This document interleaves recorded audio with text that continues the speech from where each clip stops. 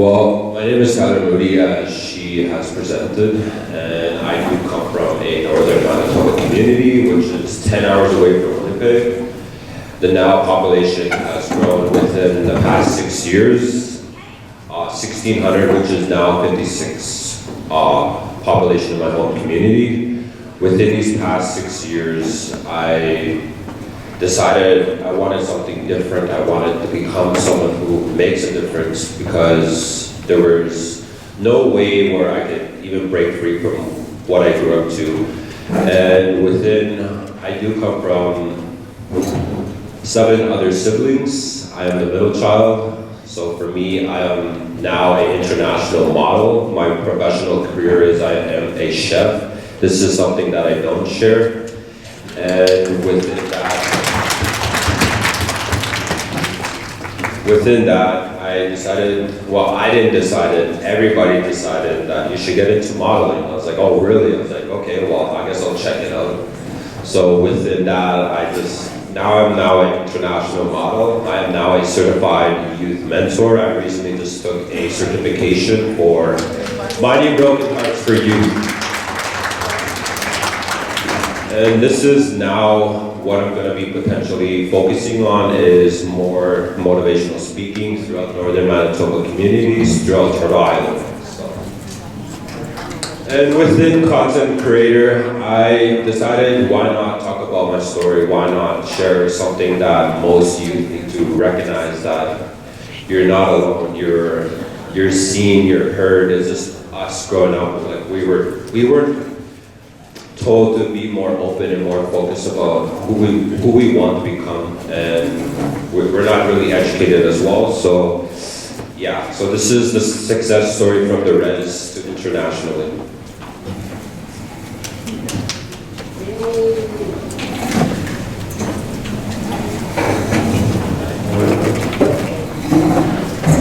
So within the topics, I'll be talking about how I grew up in my home community, also known as Nelson House, Manitoba.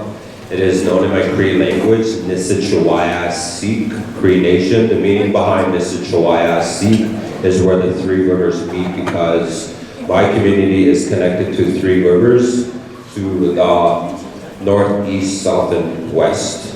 So within that, the part 2 will be taking the biggest life-changing opportunity at 22 years old, was moving abroad and leaving my homelands to Seoul, South Korea for 1 year.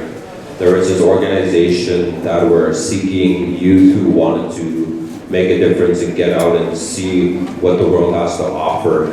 So within that, I took that opportunity, and it still to this day changes my life. And I just truly grateful that I took that, because it opened my mind, it opened my heart, it opened my spirit to see more and be more and become more, because I was growing up very limited to these opportunities. So I took this opportunity, a chance that I could, and I didn't tell my mom or anybody that it was gonna happen. I didn't know it was gonna happen, because I was very limited to funding as well. I was working 2 jobs to help me get this opportunity. I had to invest in $3,300 for my return ticket to get there and come back, and for the little bit of support that I have within that. So within that, I went on to 3. I stayed there for a year. I became the first Indigenous male youth to represent this international youth organization that is populated in 89 other countries. Within that, I made history with them, and it was just all about me when I moved abroad. I was published on articles, newspapers. They did a musical story based on me. I did a front cover of Tomorrow's Magazine in Korea. So within that, it was like just making history on and on and on. So it was pretty good. And within that, the part 4, well, when I moved back, and that's when I started my modeling career. This was back in 2021, right after COVID. So, and this is when I started on social media: Facebook, TikTok, Instagram, Snapchat, YouTube. And within that, I didn't expect this to be more international. There's people from different countries, New Zealand, you name it, all over the country. There's so many people I have never met in my life. that see the success like just continue to grow and grow and grow. And from that, that's when I moved to Toronto. I finished my culinary arts. I didn't want to work in Winnipeg, so I wanted something bigger because I came from bigger, so why not go up there? So I just took that challenge, and that's when I applied for this position to work for one of the biggest restaurants in Toronto, which is known as Cactus Club Cafe. It's downtown, it's a 3-story restaurant, so I was like, wow, so it happened. That's, in between that, I was traveling to 29 other cities. That's when I moved to Hollywood, Los Angeles, California. This was 2 years ago, so I'm just like, keep going up, and yeah, so and this is where I'll be headed next.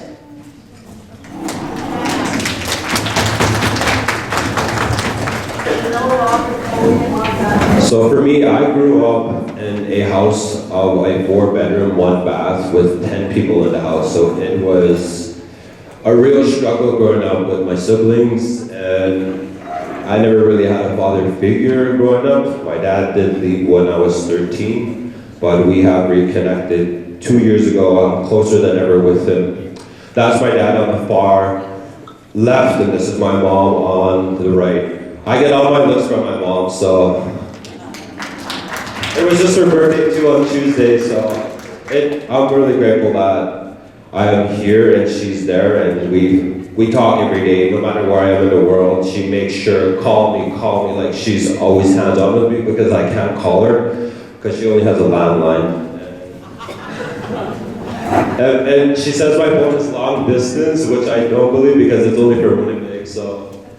This is as I introduce myself. Most of you may or may not know me, and I'm originally from, as we spoke in the Chouayasi Cree Nation, known as Nelson, Manitoba. My mom is Moody. She raised us 7 children under one roof in a 4-bedroom, 1-bath house. Growing up on the reserve taught me resilience, strength, and hope, even though we barely had enough.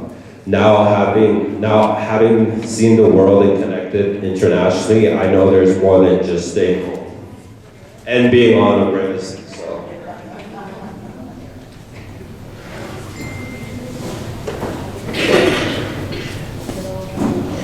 So this was the mission. I wanted to get as far as possible, and moving to Los Angeles 2 years ago now that I've been home was one of the second best part of my life. And at 17, as I was kicked out, I had to provide for myself jobs and my education. School and sports were my only hope. At 16, that's when I started drinking, smoking, and feeling lost. I was just hanging around the wrong people, even though they were my cousins, so on. And that's when I was confused at 17. That's when it came to my first attempt of suicide, because there was only me facing me at that time, and I had nowhere to go, nowhere to be, and it was really confusing at that time. So I was hopeless and dreamless, and I just had nowhere I could seek for help or ask for help because I was just so lost with what's going around me, and it was such a small-minded at that time. So 3 years ago, that's when I finally opened up about it to my family. Nobody had known about this. Even those who were really close to me had no idea what I was going through. It happened again at 19 and again at 21. And at 19, that's when I graduated high school, so I was in between, not knowing if I wanted to continue with my life or continue to go forward with my life. So it was kind of hard, but then again, home is home, but the world showed me that anything is possible. My mission now is to show the youth that no matter where you are, now in life, there's so much more in the world waiting and needing and wanting us. One can, we all can.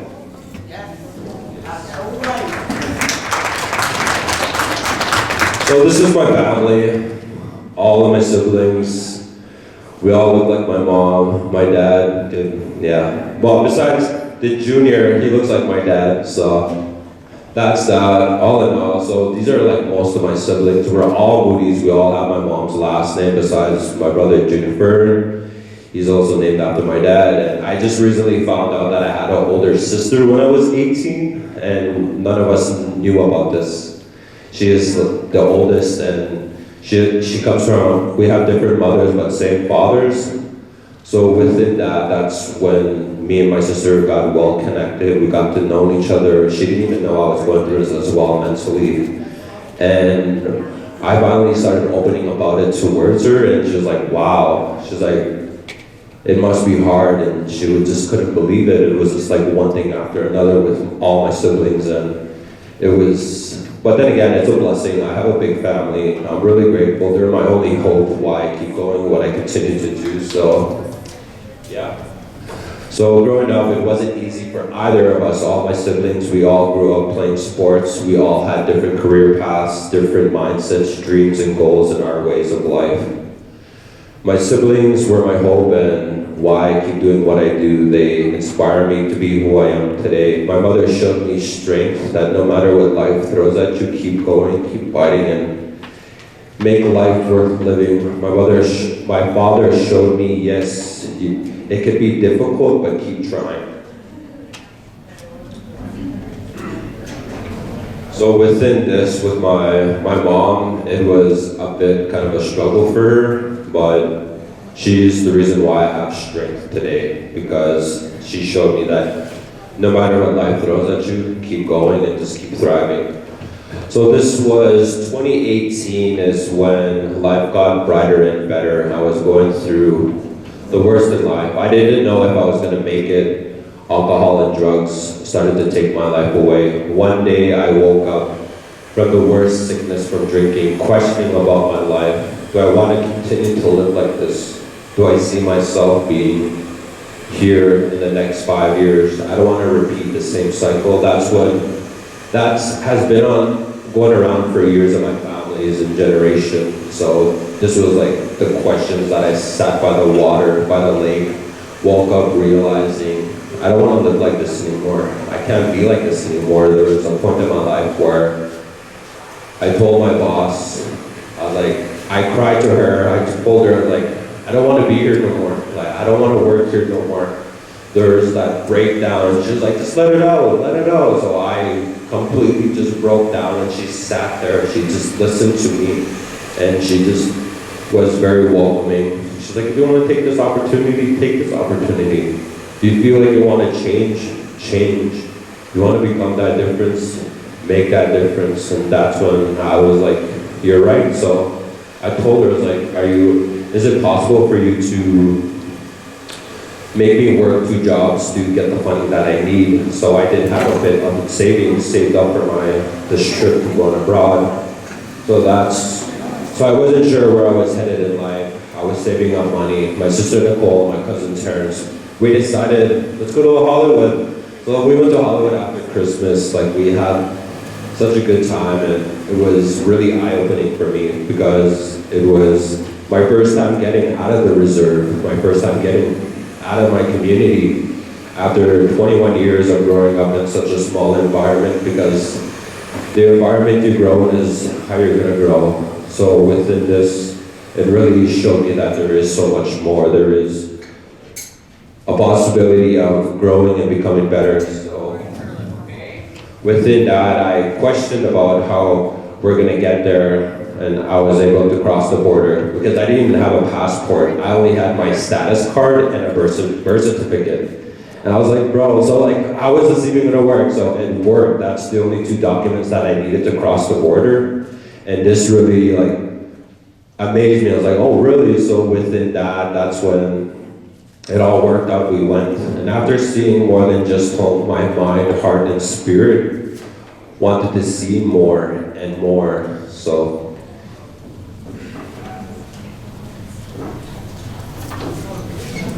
this was 2019. I returned home and worked hard. I applied for a passport and got the chance to attend a youth camp in the US that led me to another opportunity, a volunteer program abroad. I had to choose between 89 countries, and I had to choose one, so I was in between Brazil and Seoul, South Korea. So I worked 2 jobs to fund my journey with some help with my community, and I made it there. I basically just packed up everything. I told my siblings, go shopping, check my closet, get whatever you can, because I don't need everything, so they did what they did. So this is when I went to Seoul, Korea. I built a new family, a family that treated me the same way like home. I never knew who they were or where they came from. Every day was new for me. Every day was a challenge. Day by day, my mind and spirit wanted more, and life gave me more. So this was the youth organization group in one location in Vancouver. There's way more than that, but this was like the main priority of the household. So I was like so surprised. There's even another youth. She's also from Norway House. She's 8 hours away from where I come from. We both come from northern communities. Me and her took this opportunity and we made that difference for our community, and she's right now in Africa. She took another program with them and she's just coming back this April. For me, I wanted that opportunity, but right now I'm more focused on reconnecting with our people, our cultural. I'm going to be a first sun dancer this year, and I've been attending many round dances and being well known to our culture, and yeah. So this is what I'm talking about. I was like, wow, a month went by living in Seoul, South Korea, getting used to the new world, the new life, the new beginnings. That's when life went up from there. I was the first male Indigenous youth to represent a global youth organization. I got published on my first front cover of Tomorrow's magazine, articles, newspapers throughout Korea. They asked me if I wanted to do a musical story on me, and I agreed, and went from there. I had to sing in Korean, dance, and perform about my story. I performed in front of 100,000 people whom I never met in my life. And that's what changed. It not only changed me, but it changed them as well. He's like, if he comes from a small community, they also come from a small community, because in Korea there is countrysides that also have the same populations, and within that we went on tour. It literally like changed my life from that point on. And this was like in an auditorium. It was like stacks of chairs. Like I was like, wow, and I was like right in the center of this, like dancing in a language that I don't even speak and singing in a language that I don't even speak. So this was another challenge for me at that time. I had to learn it in 3 months, and I was like, wow, just consistently learning 3 hours every day. And within my first 3 months, I was already speaking it fluently in Korean. So Chukum Hangumar, that means I know a little bit of Korean. And then Poquito Español, I know a little bit of Spanish as well. So I'm pretty well known to like a variety of languages. So within that, I was like, wow, this is when COVID hit, and I was like, wow. I got sent home by the government of Korea. I was like, you need to go home, you need to be safer there, because that's where, it was nearby China. I was like, oh damn, so I was like, okay, so I got sent home within my first year being in Korea. I was also teaching 63 elementary students as well. I was also an English teacher, and I was only 22, bro. I was like, what am I doing? And it was like, is this really happening? So it was like, they filled out a program for me, like a full strict program within my 5th month of being in there. It's like, you know what, you're gonna teach university students now. I was like, what? I was like, okay, so I took that challenge. I was teaching 23 university students. I guess advanced English, because I am a native language speaker, and that's what they use. I was like, okay, so I see you guys. So within that, I learned a lot, I picked up a lot, I seen a lot, and that's when everything got taken away from me. I wanted to stay another year in Korea, but I got sent out because of COVID happened at that time. So 2020 is when I came back to Canada from Korea for my safety. I told myself that I belong in a city.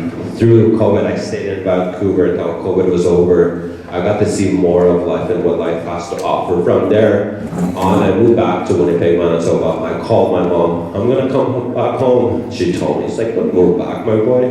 You already made it that far, why come back? And that's when I thought about it. I was like, right. I was like, she's right. I always listen to my mother. She's the reason why I am brave. And she told me that when I told her I was moving to Korea, we were having breakfast. This was 9 a.m. No, 8:30 in the morning. I was on my way to work. She thought I was moving to Toronto. She's like, oh, my boy's moving to Toronto. So happy for him. I told her, I was like, Mom, well, I actually want to be honest with you. I'm moving to Seoul, South Korea. She's like, what? She didn't even know where that is until she looked at her phone and is like far away from her because I helped raise my siblings. I didn't really even have a childhood or enjoy my teens growing up. I had to be forced to be an adult growing up because my father wasn't there, so I took that step to help my siblings as well. So that's the reason why like my mom freaked out, because she's like, well, the only help that I have is him. So she cried all day, that whole day. She didn't even come out of the room until I got off work, which was 11 p.m. because I was working 2 jobs from 9 a.m. until 11 p.m. So within that, I got all the funding that I got. I managed to get help from my community. Most of our communities may not know about this, but our communities do have funding for youth who want to get out and want to make a change. You just have to write a request letter regarding donations or help regarding a opportunity that helps you get out. And within that, you have to figure it out on your own, which I did. And within that, I wasn't even well known to education or financing growing up. I had to figure it out. I did my own research. I did what I needed to find out, and I found out all about this on my own. I didn't have guidance. I was basically on my own throughout this journey. So, yeah, so within that, I listened to my mother. I stayed with my older sister. A few months went by, and this is when I applied for a job in a city that I don't even know, but my community did have a business, which is a medical receiving home, and this is where our community members come into our community that provides them accommodations of staying for their appointments. So within that, I was working for our receiving home, and within that, I was closer to my community members after that year, and most of them don't even recognize me after coming back home because of how much I changed, of how fluently I started speaking, and how much I have made a change within myself. So that's when I got my first apartment. Everyone asked me to get into modeling, so I said, why not? Check it out. So I did my research and I found a modeling agency. So 2021 is when I started my modeling career. The agency wanted to work with me. They sponsored me to get into the professional modeling program. I got trained, certified, and started getting bookings after bookings.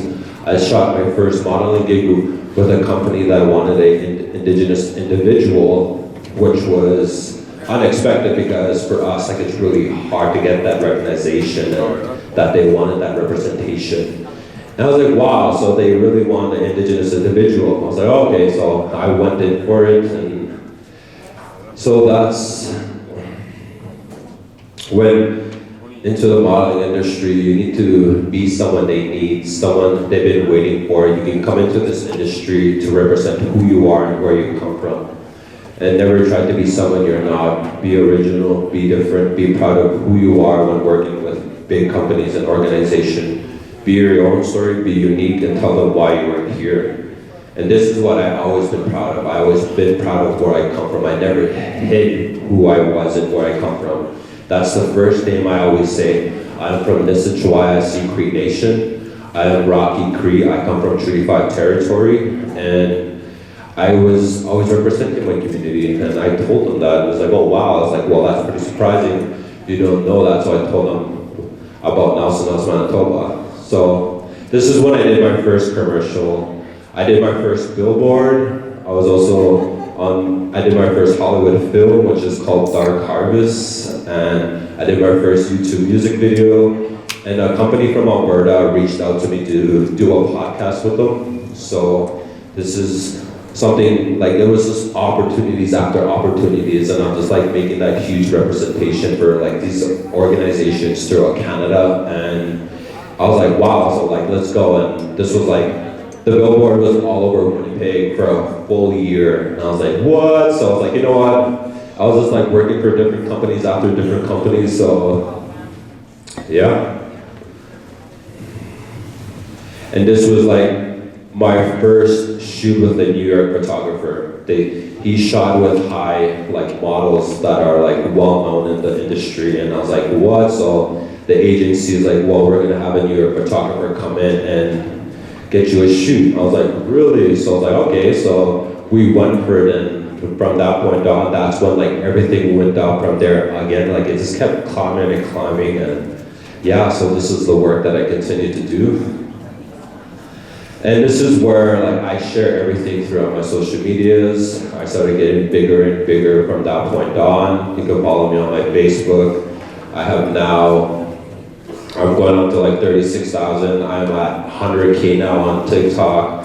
My Instagram, I barely use that app because it's basically where my modeling work is. And then YouTube, this is where I also like just started. So that's like working my way within all platforms, sharing who I am and where I come from. So I was in between, like after everything went on with my modeling career, I was in between both being a model and a chef at the same time, so it was really hard to manage. Because within the hospitality, like you work 12-hour shifts, you're like constantly just hands-on, and I worked for one of the biggest restaurants in Toronto. I was working on like 300 reservations every night. It doesn't matter, like this, Toronto is well known for what they do, and there's like, Angelina Jolie even showed up at the restaurant. I was like, what? Drake, like, I was like really like impressed. I thought I would never see these people in my life. So so even modeling treated me so good than I could ever imagine. This is when I was in between school, and yeah, so I finished my second semester, and this is when I imagined I got a wake-up call to move to Toronto to film fully into my modeling. Booked a one-way flight to Toronto. I applied for a job. I didn't even have a home yet. I just booked a one-day night Airbnb. So I just took that risk to go to Toronto. It's like, you know what? I didn't have that job yet, but the chef wanted to see me in person. And this is like really scary because I don't even know what I'm going to do. I sold everything in my apartment. I didn't even have a home to come back to in Winnipeg. And I was like, wow. So I'm just gonna take this step. I'm gonna see where it goes. So within that, that's when I got to meet the chef, and I got the job. I was like, okay, well, I got the job. I was like, wow. I was like, okay, well, what about my home? Where am I gonna stay? I only have the rest of the nights. And within that, I got in contact with these 3 realtors. And within that, I choose the one downtown because I'm living downtown, well, I'm working downtown. I'm not even sure if I'm gonna live downtown. So that's that. I got approved for the place, so I ended up staying downtown. I was like, okay, well, I got a home now. I got everything. I'm gonna start my job tomorrow, and within that, I just moved in and just got settled in. So within that, the first picture is my first day working at Cactus Club Cafe. I attended my first Toronto Maple Leafs game. And I'm not a Toronto, I am, but that's my mom's favorite team is why I'm a Toronto Maple Leafs fan. So I attended my first Toronto Maple Leafs game because of my mom. And this is like my first time ever attending something like this. So I was like, wow. I was like, okay, well, this is like a new scene. I attended my first Indigenous business conference also in Toronto. And I went to Niagara Falls for the first time as well. Like it was just one thing after another. My mom was like, don't hear everything all at once. I was like, okay, like I'm trying.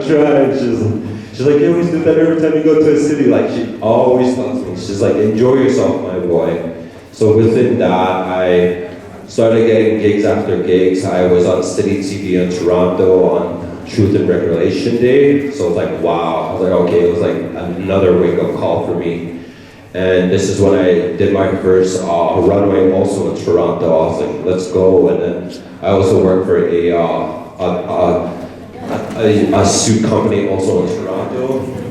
And I was working for a well-known business in Toronto as well called Cotton Candy International Company. I work with these huge brands such as Google, you name it, like all the brands you know now, I work for them.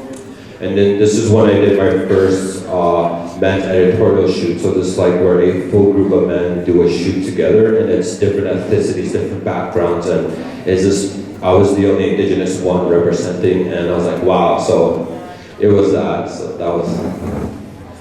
And then this is when I first walked for a Métis designer in Toronto. I don't know if you can hear it or not, but it does represent, yeah, the designer himself, and he's pretty well known in Toronto, and also for her as well. She's pretty well known for the work that she does. And I was like amazed that I was even part of it. I was like, wow. And this was basically like my first month in Toronto when I got that. And this is like the first fashion show in Toronto. It was like all eyes on me. It was like one thing after another, because I closed the show. It's like, wow. I was like, let's go. So it was like one thing after another, and yeah. So within that, I work for Indigenous brands in Toronto. You may know or may not know Leslie Hampton. She's pretty well known for the work that she does in Toronto. She's a global Anishinaabe designer. She has been under 30 under 30, I don't know how to say it, but yeah. And then I work for another clothing brand. I work for another companies. Like, this was my first red carpet look. And then this was when I did my second fashion show. It was one of the biggest fashion shows in Toronto. It was a 3-day show, and it was amazing. I was just like, wow, I may be one of few, but these are the places that I visit.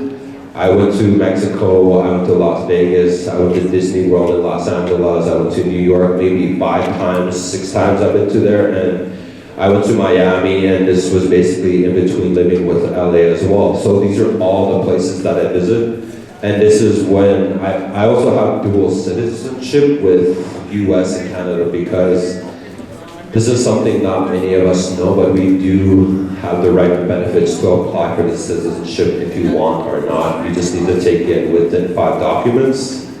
And this is when I did my first magazine in LA. I was basically the front cover of the Face magazine, and I was like, wow, this was 2 years ago. This was actually also the issue for June. This was my birthday month. I was like, really? I was like, okay, well, let's go. So it was just one thing after another. Like, I just kept climbing, and then this other issue was in April. This was like my second front cover of Face magazine. And within that, I walked for LA Fashion Week. I worked for another different company. I was also in Indigenous Fashion Week in Vancouver. So it was just like, boom, climbing the mountain, kept climbing. So within that, I came back home. I have lost myself when I was living in LA. I have fallen off. I got back into alcohol. I hit rock bottom, and everything just went down from there. And this was when I was just so confused. I didn't know what to do. Should I go back home? Should I think about what I wanted to do again? And within that, literally LA just ripped everything away from me when I was climbing the mountain. I literally hit rock bottom. I lost my place. Everything was like thrown out. I had literally nothing, and I was like, whoa, what am I gonna do now? Because LA is a dangerous place. You know, watch out who you hang out with when you're there. And I was basically alone living in LA. I was the only Indigenous person living out there at the time. I didn't even know anybody. I didn't even have a community. I was like just on my own, figuring it out. I literally had nothing. So that's when I was like, you know what? I called my mom. Mom, I'm gonna come back home. I need to be home. She's like, why? She's like, what's going on? I was like, well, I just lost my place. I lost everything. I have nothing with me. I don't even have funding. I literally lost my job too because of it. And it was just one thing after another. She's like, really? I was like, yeah. This happened like a week ago, and I'm literally just living in an Airbnb right now. And she was like, wow. She's like, well, what happened? I was like, well, I don't even know what happened because I was drunk, I was blacked out, I didn't know what happened, and literally my landlord threw everything out. I must have did something to him as well, which I don't even know. And it was literally on the first floor, like anybody could just walk in and grab everything, which they did. I was like, well, I'm just left with nothing. And that's when I was like, you know what, call my community. Like, I need to come back home, can you guys book me a flight? She's like, yeah, of course. We'll book you a flight right now if you need the flight. It's like, yeah, I literally need to be home. She's like, okay, well, we'll do that for you. So they booked my flight, and I came back home. I reconnected back to our culture. I attended my first powwow in 10 years, and this is something that I kept running away from when I first moved away from my home community. I was running away from our culture, I was running away from our people. I was basically just running from everything that I grew up to. I grew up with my grandparents. At 9 years old is when I first moved out of my mom's house. I was living with them throughout my young years, and at 14 is when I lost them. I lost each and every single one of them. My family fell apart. We all distanced from each other. We didn't even talk to each other. We still don't even, still to this day, we don't even have special occasions nowadays together, because we normally would only go to one location, which was our grandparents. It's like it was always a nice welcome home every time we had these gatherings. So within that, I was like, you know what, I want to come back home. So I even attended my first sweat ceremony, and it also healed me very well, because all the anger and everything that was in me, I just needed to let it out. And the medicine man was like, let it out. So I was like literally yelling the loudest I can, and I was just like, I really needed that. I was just like, wow, man, I got my spirit name, which I'm also white ilk, man, and I still don't know, still to this day. It's been 6 years that I have had my name, and it's been 6 years since I finally found out who I am and where I belong. And I belong on the sobriety path, because there are so many people who are also in the sobriety red road path, and within that, I never realized that why did I even fall off? Why did I go back to that path? And I belong where I am now, and I'm going on to 1 year and 6 months sober, which I hit also on Tuesday, my mom's birthday. So there's just a really high jump from that point on. My community called me last minute to host, coach, and teach a runway that was running throughout our summer festival. It's like, you know what, since you're well known in the industry, why not come host a traditional fashion show? I was like, oh yeah, sure. So within that, it's like, oh, you need to get makeup hairstylists, like hairstylists, like you need to do everything on my own. I was just one man. They know nothing about the industry. I was like, you know what, I did it all. I coached them, I did it, and it just all worked out, and I got all our indigenous, like everybody in my community wanted to do it. I was like, oh really? I was like so surprised.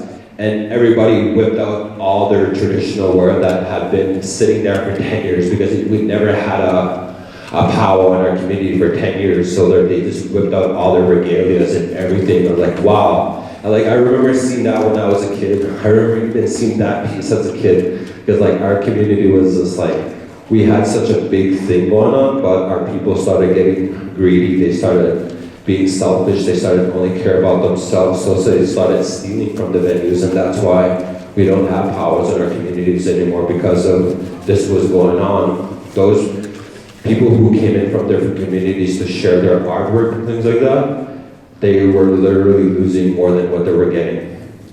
And they recognized that. So our last powwow was back in maybe 2016, 2017 was the last we ever had one, and we just had one last year, which was mind-blowing. I was like, wow.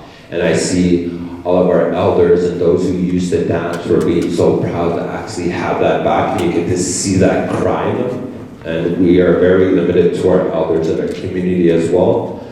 We're slowly like losing them, and I feel that maybe I should go back home, live there again for another year, and just pick up the language and pick up the teachings from those who actually have it. And this is something that I also been learning as well. So this is what I continue to say, one can and we all can. So even being back home, I started working for these indigenous designers and so on, and this is when I worked for a restaurant based in Winnipeg. And within that, I walked for one of the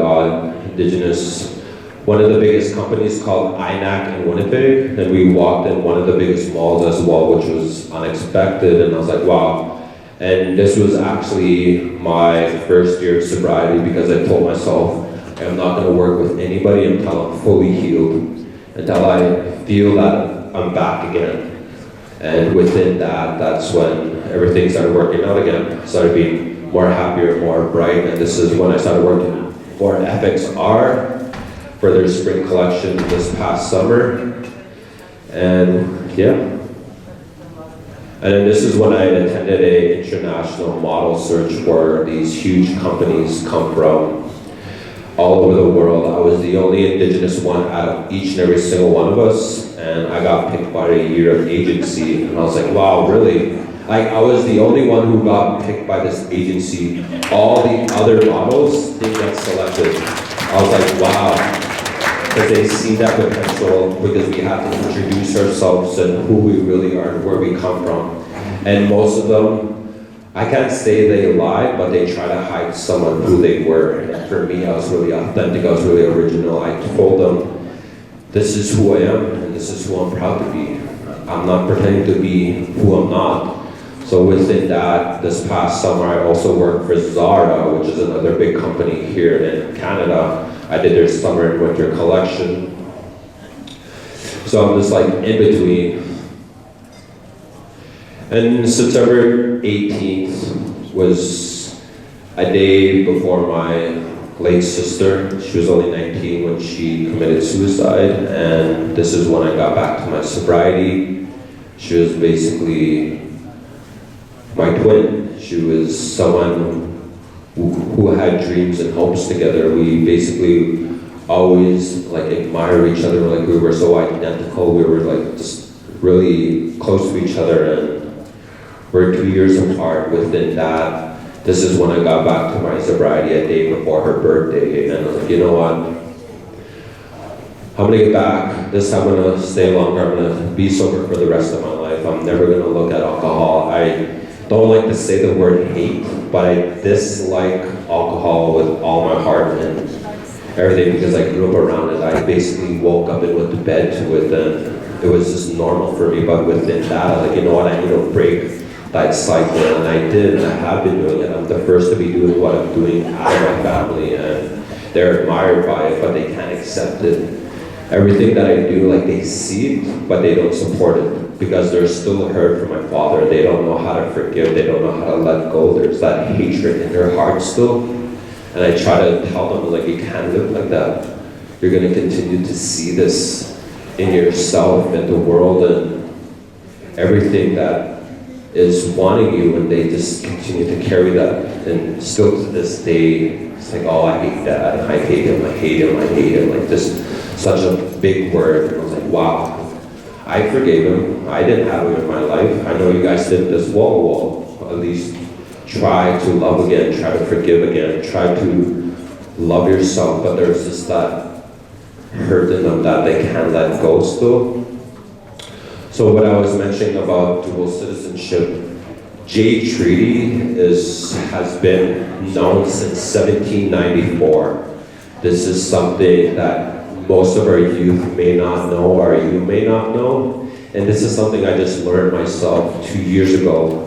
I have known nothing about this, and this is what you could use when you go to America.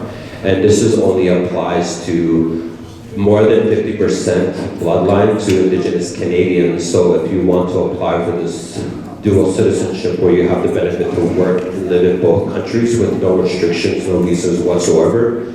And this is something that most of us need to know, because basically that's Turtle Island, that's our island, that's our land, and we need to take that back. We need to continue to stay strong together. If you're willing to take this treaty, take this right back, go for it.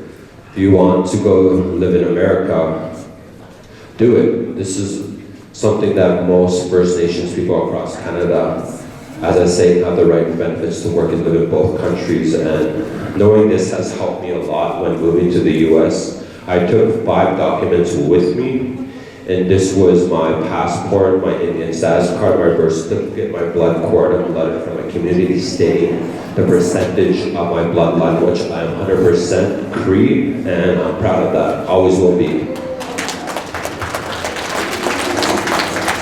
So within that, these are the 5 documents with you. You also need a driver's license or just any other ideas. So you go to the immigration office and you tell them about the J Treaty, and they may not know about it, so you need to know it yourself for them to understand. When I first applied for it, I literally went through the whole immigration office. None of them didn't even know about this. I was like, come on you guys, like this is your job, you should know about this. And I literally educate all of them, and it finally came to the last person, the 8th employee. I was like, wow. I was like, how come none of these guys not know about this? Because the government doesn't tell them about this. And for us as Indigenous people, we should know about this because it does benefit us and for us to take our land back. So as you want to be a first-time traveler to US, as I said back in 2018, I only needed my status card and my birth certificate, that's it. Even when I went to America, like, when was that? Last month, they looked at me, you native? I was like, yeah. They just let me right through.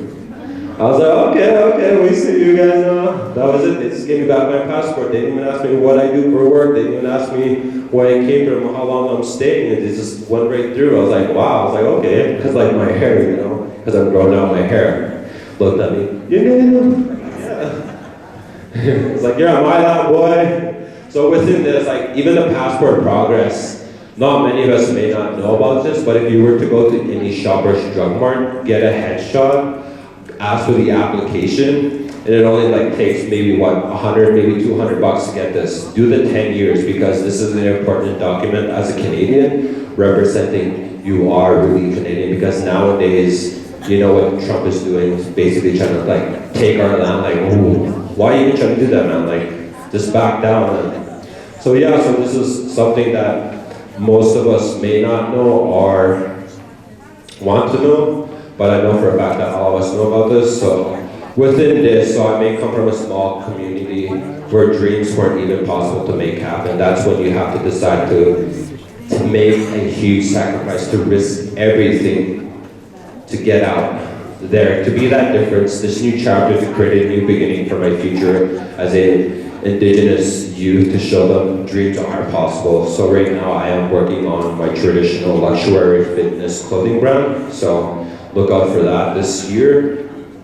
And since I've been back home, I've been teaching myself how to do our proper traditional beings, such as medicine bags. I made my first drum, I made my first rattle. I started getting into designing within our culture. I did my first traditional men's dress shirt and ribbon skirt. I taught this all on my own. Nobody didn't even tell me, I just did it. I was like, you know what?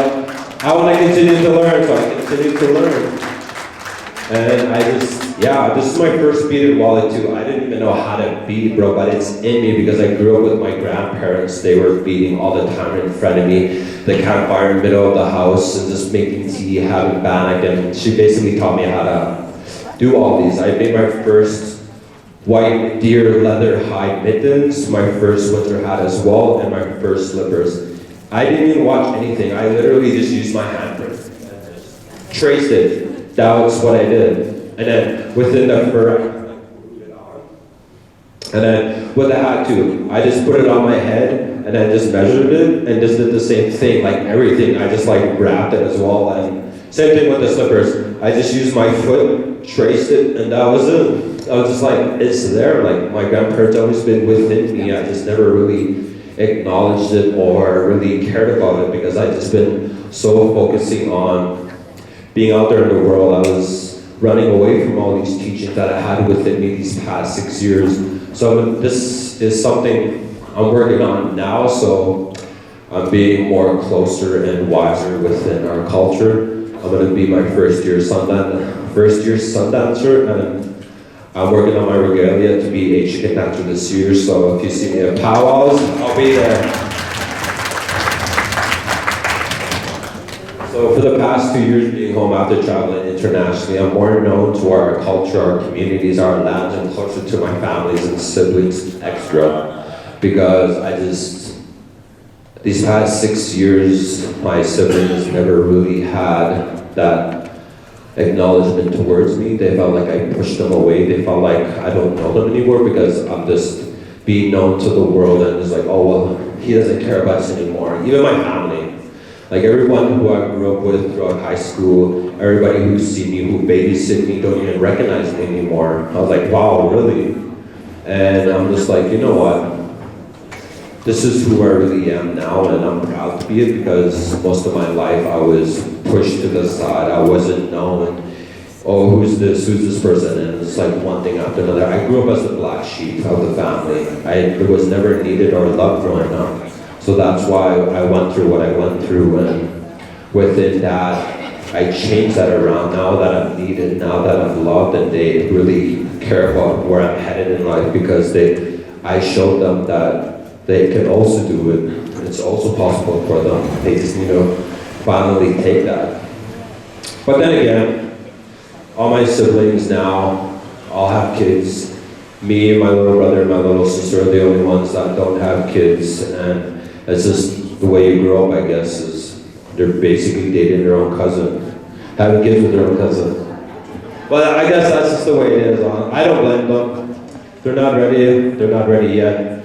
I'm patiently waiting for them. They're patiently accepting it finally, because when I first left 6 years ago, I only had one nephew, and now I have 9 altogether. I was like, bro, there goes my bank card, my credit card. I was like shopping now, like every year, no matter where I am in the world, I send a box of gifts home. Like it doesn't matter, I'm not selfish, I always think of others, I always care for others. That's just the way I grew up with my grandparents. They showed me how to love, they showed me how to care, they showed me how to forgive. And with growing up with them, they were gonna tell me, they told me, my boy, this is what you're gonna finally know about the truth about residential schools, because I didn't understand it at the time. They were telling me all of this while I was living with them, and I didn't understand it at the time. And when you get older, my boy, my dad's mom said, you're gonna know about this. It's finally gonna come out, the truth is gonna be known, and within that, it just, within these years of now residential school being known, they were crying for that help, for someone to understand them, and I was like, wow. And within that 4-year gap, everything started picking up, came to realization day by day, and I was like, wow. They were telling me all this, and I didn't know about it. I didn't understand it at the time, because I was only, 9 years old. I was like, okay, well, that's that. So this is where I'm headed next. I'm going to move back to Toronto, New York, and maybe back to LA. I got a couple films coming up this year, new projects, new events. I'm going to be a lead role for a movie coming up in October for my brother-in-law. He's a film director, and he wants me to be the lead, which is, the film's going to be called, it's called like Sasquatch in my Cree language. It's more of a horror film, so he also wants me to be part of that. It's going to be a $10 million project, so that's going to be something major as well. So I just want to say thank you all for your time and day for me to be here. I will continue to make Manitoba proud and Turtle Island proud.